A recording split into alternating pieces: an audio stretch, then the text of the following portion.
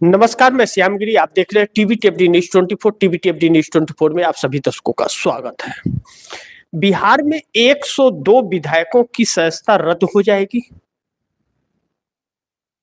ADR के संस्थापक प्यारेलाल गर्ग ने यह बयान दिया। बयान में यह कहा कि एक 27 पन्नों की रिपोर्ट तैयार हुई है महाराष्ट्र के अंदर। 3 लोगों ने मिलकर के यह रिपोर्ट की है। एक कंप्यूटर के बहुत अच्छे जानकार और दूसरा आईटी इंजीनियर और दूसरा प्यारेलाल गर्ग। 3 लोगों की टीम ने बहुत रिसर्च करने के बाद सीट वाइज और बूथ वाइज एक रिपोर्ट तैयार की है और इस रिपोर्ट में कहा यह जा रहा है कि 102 विधानसभा की सीटें चोरी की गई हैं। धांधलेबाजी से जीती नहीं गई, चोरी की गई है। यानी कि आप दर्शक समझते हैं इसका मतलब क्या है? इसका मतलब यह है कि एनडीए गठबंधन ने महागठबंधन से जीती हुई सीटें चुरा ली है और इस रिपोर्ट के अनुसार असंवैधानिक सरकार है बिहार के अंदर। इसका मतलब यह साफ है कि जो इंटरनल सर्वे या जो रिपोर्ट आ रही थी बिहार की, वह या सट्टा बाजार का जो था या फलौदी सट्टा बाजार का राजस्थान का जो रिपोर्ट था कि भारतीय जनता पार्टी 50 के आसपास सिमट रही है और चिराग पासवान पूरी तरह से गायब हो रहे हैं। लेकिन कांग्रेस को 45 से 50 सीटें फलौदी सट्टा बाजार दे रहा था, वह सच था।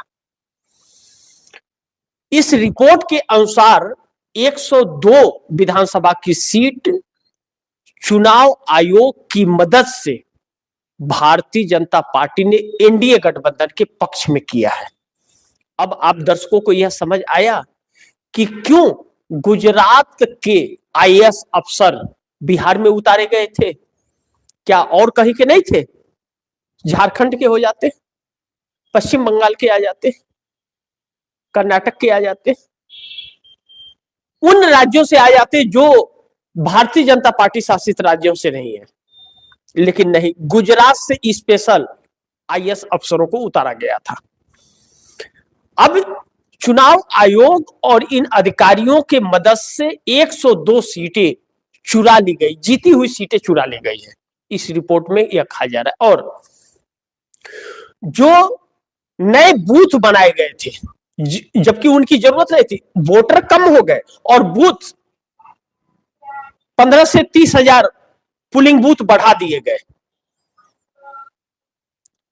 वोटर कम हो गए, 1 करोड़ वोटर तकरीबन कम हो गए और पुलिंग बूथ 15 से 30 हजार बढ़ा दिए गए। क्यों? जब वोटर कम हो गए तो बूथ भी कम हो जाना चाहिए था, लेकिन बूथ बढ़ा दिए गए ताकि हेरा फेरी आसानी से की जा सके। अब इस मुताबिक चुनाव आयोग को लाशरम तो है नहीं, अब बेशर्मी की हदें पार कर रहा है चुनाव आयोग। और ज्ञानेश कुमार तो हद ही पार कर दी है, उसके तो चर्चा करना जरूरी है, क्योंकि चर्चा करना बेकार नहीं कहेंगे, चर्चा करना ही पड़ेगा, नहीं तो उसकी असली चरित्र कैसे आएंगे। वह गुलाम है, ज्ञानेश कुमार जो है मुख्य चुनाव आयोग, तो वह गुलाम बन चुका है। किसका? भारतीय जनता पार्टी का, मोदी शाह का, और इस लोकतंत्र का दुश्मन है, यह कह सकते हैं आप। अब आप दर्शक इन बातों पर ध्यान दीजिए कि बिहार विधानसभा चुनाव में यह सब जो हुआ है, इसीलिए ऐसा करना था, इसीलिए एसआईआर कराया गया। और एसआईआर के पहले जो इंटरनल रिपोर्ट कह रही थी, वह भारतीय जनता पार्टी का सुपड़ा साफ कर रही थी। यानी कि आप इससे यह समझ लीजिए कि भाजपा को कोई वोट नहीं कर रहा है। उसके बाद में आप देखिए कि बिहार के अंदर जिस तरह से 10-10 हजार रुपया आधिकारिक तौर पर बांटे गए और चुनाव आयोग तमाशा देखता रहा। यही विपक्षी राज्यों में, विपक्ष की जहां सरकारें हैं, उन राज्यों में अगर ऐसे हो तो चुनाव आयोग अभी एक्टिव हो जाएगा। और विपक्ष को लेकर के चुनाव आते ही ईडी या सीबीआई सक्रिय हो जाती है, जैसे अभी पश्चिम बंगाल में हो गई है। तो हर राज्यों में यही हाल है इसका। वोटिंग के दिन तक, काउंटिंग के दिन तक छापेमारी चलती है और फैसला आ जाने के बाद में खत्म, फिर ईडी सो जाती है गहरी नींद में, चुनाव के वक्त जगती है। अब ऐसे में चुनाव आयोग जिस कटघरे में खड़ा है, जैसा मैंने कहा कि बिहार में 102 विधायकों की सदस्यता रद्द हो जाएगी। अगर यह रिपोर्ट सही है तो उनकी सदस्यता रद्द हो जानी चाहिए, फिर सरकार भी बर्खास्त होनी चाहिए। क्या एडीआर के प्यारेलाल गर्ग जो है, यह एडीआर ने नहीं किया, ये डेमोक्रेसी रिफॉर्म ने किया है महाराष्ट्र का, लेकिन एडीआर के ये संस्थापक प्यारेलाल गर्ग उसमें शामिल थे। अब इस रिपोर्ट के बाद क्या सुप्रीम कोर्ट स्वतः संज्ञान लेगा कि हाँ, चुनाव आयोग द्वारा किए जा रहे एसआईआर पर आज तक सुनवाई का फैसला नहीं सुनाया है, जबकि एयर डेमोक्रेसी की बात है तो रोज सुनवाई होनी चाहिए, स्पेशल सुनवाई होनी चाहिए और इस पर लगाम लगनी चाहिए, लेकिन चुनाव आयोग बिल्कुल भी ऐसा नहीं कर रहा है। अब नहीं कर रहा है तो इसमें दो चीजें बड़ी समझ में आ रही है कि आखिर चुनाव आयोग के खिलाफ कांग्रेस जिस तरह सड़कों पर उतरी है, तो बाकी के दल क्यों नहीं चुनाव आयोग के खिलाफ उतर रहे, जबकि चुनाव आयोग अगर निष्पक्ष नहीं होगा तो कोई भी जीत हासिल नहीं कर पाएगा। साम दंड भेदभाव करके भारतीय जनता पार्टी जीत जाएगी और बीएमसी चुनाव महाराष्ट्र में जो परिणाम आए हैं उसने यह साबित भी कर दी है फिर कि भाजपा अपने आदतों से बाज नहीं आएगी और चुनाव आयोग भी नहीं आएगा और न्यायपालिका सुन नहीं रहा है। तो सड़कों पर कांग्रेस के अलावा बाकी के दल क्यों नहीं रहे? अब ममता बनर्जी चक्कर में पड़ी है तो पश्चिम बंगाल में सड़कों पर है, फिर उत्तर प्रदेश में 27 में चुनाव आएगा तो उत्तर प्रदेश में गाना गाने लगेंगे अखिलेश यादव, मतलब अपनी बारी आएगी तो गाना गाएंगे, बाद में चुप हो जाएंगे। यानी कि अपना राजनीतिक करियर दांव पर लगा है तो आप हल्ला करेंगे, और नहीं तो लोकतंत्र का गला घोटा जा रहा है, आप लोकतंत्र से परे तो नहीं है, तो फिर आप आवाज नहीं उठाएंगे। लेकिन कांग्रेस हर राज्यों में आवाज उठा रही है, क्योंकि कांग्रेस इस देश की मुख्य विपक्षी पार्टी है, किसी राज्य की नहीं, देश की है। अब ऐसे में बिहार सरकार को अब यह जब डेमोक्रेसी रिफॉर्म का यह रिपोर्ट आया है और न्यायपालिका में अगर पेश होता है तो सुप्रीम कोर्ट बर्खास्त बिहार सरकार को कर देगा, इस तरह की उम्मीद कर सकते हैं, क्योंकि इस रिपोर्ट के आने से हंगामा मच गया है। प्यारेलाल गर्ग एडीआर के जो है संस्थापक, उन्होंने जब यह इंटरव्यू दिया इसको लेकर के और रिपोर्ट सार्वजनिक किया तो डेमोक्रेसी रिफॉर्म का, तो 102 सांसद एमएलए जिसको कहते हैं वो उनके निलंबित हो जाना चाहिए और सरकार बर्खास्त हो जानी चाहिए, तो सुप्रीम कोर्ट संज्ञान लेगा।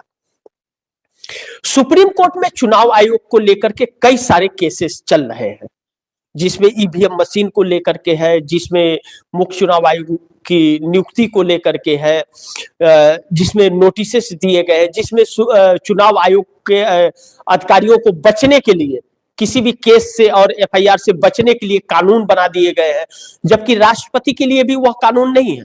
राष्ट्रपति भी अगर कोई बात गड़बड़ करती है, पकड़ी जाती है तो उनको सजा होगी, प्राइम मिनिस्टर को भी होगा, सीजीआई को भी होगा, उससे परे हो गया है क्या चुनाव आयोग। लेकिन चुनाव आयोग को जिस तरह बचाने का प्रयास लगातार इस सरकार ने किया है और कर रही है, इससे यह सवाल तो लाजमी है और यह क्लियरिटी है एकदम कि चुनाव आयोग को कानून बना करके उससे डकैती कराया जा रहा है, यानी कि राहुल गांधी ने जो कहा था वह बातें सच है। और दूसरी चीज कि हरियाणा के अंदर जो राहुल गांधी ने कही थी कि 25,44,000 फर्जी वोट पड़े, अब तो चुनाव आयोग भी उस पर मुहर लगा दिया। कल बड़ी प्राथमिकता से यह खबर छपी है अखबारों में कि चुनाव आयोग ने कहा है कि हरियाणा के अंदर 29 लाख फर्जी मतदाता है, और राहुल गांधी ने क्या कहा था 25,44,000। तो चुनाव आयोग ने क्या कहा था, निराधार है। भारतीय जनता पार्टी आ गई थी सामने प्रवक्ता बनकर के चुनाव आयोग का, तो अब तो चुनाव आयोग ने मान लिया कि 29 लाख फर्जी मतदाता हरियाणा के अंदर वोट डाले हैं विधानसभा चुनाव में। और राहुल गांधी ने भी यही बात कहा था, 25,44,000। तब तो चुनाव आयोग वहां पहुंच गया जहां राहुल नहीं पहुंच पाए, और भी ज्यादा ही बता दिया, 3-3.5 लाख। तो ऐसे में हरियाणा सरकार को तो बर्खास्त कर देना चाहिए चुनाव आयोग की, भाई ये फर्जी मतदान था, आप तो बर्खास्त करते हैं, फिर से चुनाव होगा। लेकिन नहीं, भारतीय जनता पार्टी की सरकार बनाने के लिए फर्जी मतदान कराए जा रहे हैं और चुनाव आयोग उसमें साथ दे रहा है, और बाद में उसी को काटने का, तब फिर बाद में उसको नहीं काटेगा, उन फर्जी को नहीं काटेगा, 29 लाख विपक्ष के वोट को काटेगा कि अब विपक्ष को कहां मिला है, वह वोट काटो, ताकि नरेंद्र मोदी की सत्ता बरकरार रहे। अब ऐसे में हरियाणा के अंदर माहौल खराब हो गया है और देश के अंदर इस बात पर मुहर लग गई है कि भाजपा जो है वह सभी संवैधानिक संस्थाओं पर कब्जा कर चुकी है। अब देश की जनता यह क्षेत्रीय पार्टियां नहीं छोड़ रही है। और एक चीज आप दर्शकों को बताओ, इंडिया गठबंधन को बाय बाय करने वाली है कांग्रेस, क्योंकि सभी घटक दल जो है कहीं ना कहीं पीठ पीछे, पर्दे के पीछे से नरेंद्र मोदी सरकार को समर्थन कर रहे हैं, इसलिए वह अब इंडिया गठबंधन से अलग होने वाली है और एकल चलो की राजनीति अपनाएगी, और वही कर रही है। हर राज्यों में अलग अलग धरना प्रदर्शन कांग्रेस के चल रहे हैं। बाकी देखते हैं आगे क्या होता है, जो भी होगा खबरें आप दर्शकों तक लाते रहूंगा। लेकिन आप दर्शकों की क्या राय है, क्या सुझाव है, कमेंट बॉक्स में जरूर दीजिएगा। इस खबर को ज्यादा से ज्यादा शेयर कीजिएगा, अपने दोस्तों को भी कहिएगा आगे शेयर करें। आपने अगर टीवीटीएफडी न्यूज़ 24 को अगर नहीं सब्सक्राइब किया है तो सब्सक्राइब कर लीजिएगा, अपने दोस्तों को भी कहिएगा सब्सक्राइब करें। मिलते हैं अगली खबर के साथ, तब तक के लिए नमस्कार।